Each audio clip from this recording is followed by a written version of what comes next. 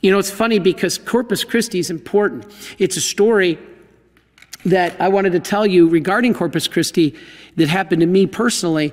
When I was ordained a priest back 7 years ago, almost 7 years ago, usually when our priests are ordained, they're given the opportunity to go home. You know, they had to finish final exams. They had to go through the stress of coordinating an ordination, visitors, guests, family.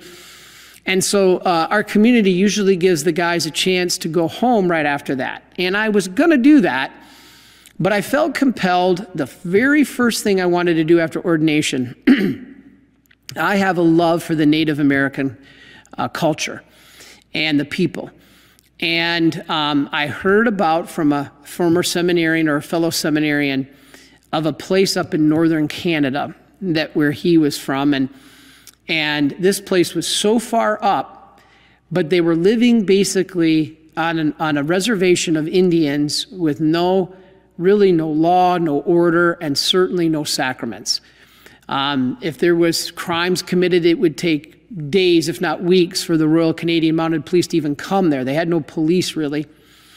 But anyway, worse of all, they had no Mass. It had been years since they had celebrated a Mass because there was no priests.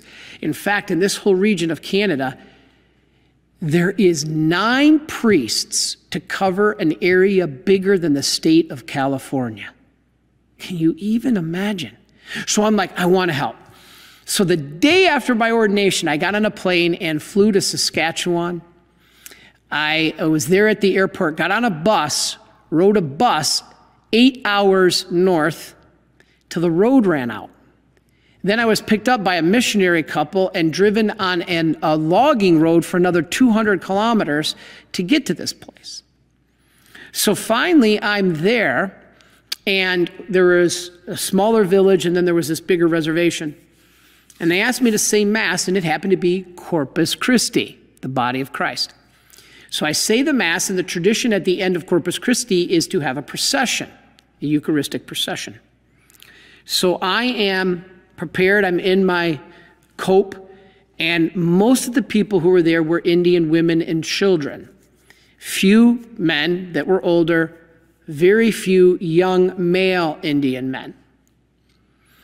As I'm processing through the neighborhood, and there's about 1,200 people who live on this reservation, I was planning on going through and blessing all of the areas. I couldn't do every house, but at least the main roads. And I had about 100 Indian women and children behind me. And as we processed up one of the roads, there was a probably late 20s, early 30s, Native American or First Nations people, they call them, on the porch with another man.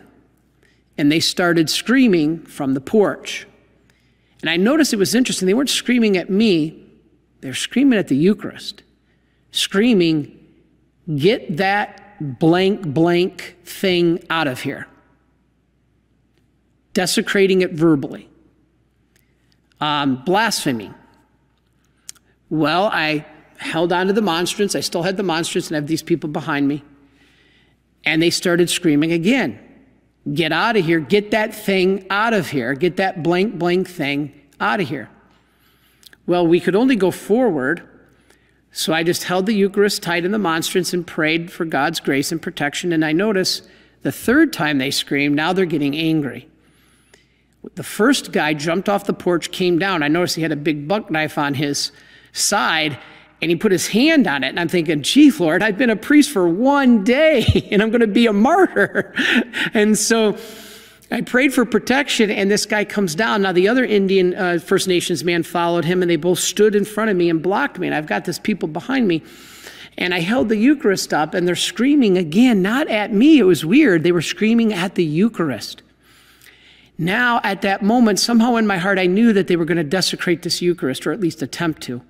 So I'm praying, and this Indian reaches up to literally grab the shaft of the monstrance, which I'm holding on to grab the shaft of the monstrance, and I knew he was going to throw it down, smash it, desecrate it. So I'm holding on as tight as I could because I was not going to give it up. I was going to go down with it, just thinking, okay, holding on, and all of a sudden he reaches up to grab it, and as he's reaching up, he said, "I told you, get," and the look of just demonic because, they hadn't had the Eucharist for years. Many of them were involved in that shaman type of pagan rituals. And he reaches up to grab the shaft of the monstrance to throw it down, and he grabs it, and his hand was thrown off, and his hand throws off, and he falls to his knees, and he's holding his hand, screaming. And later the ladies told me, the Cree Indians, these were Cree Indians, that he was screaming, my hand, my hand. It had burned his hand. So when he grabbed the Eucharist or the shaft of the monstrance to desecrate it, his hand couldn't stay on it, and it threw his hand off, and there was a burn mark across his hand. And I remember all the people, I kind of looked back, they all fell to their knees. Why do you think God allows a Eucharistic miracle like that? Because if those people had any doubt, because there was a lot of doubt in that Indian village, that this isn't real, they were returning to their pagan ways, God just reinforced it. Amazing. And so to me, this is an example of a powerful story that God gives us in the Eucharist. To me, it was a powerful witness to the people. Not powerful witness to me. I believe in it was. But it was a powerful witness for those who didn't believe. And that's why God allows them sometimes. All right.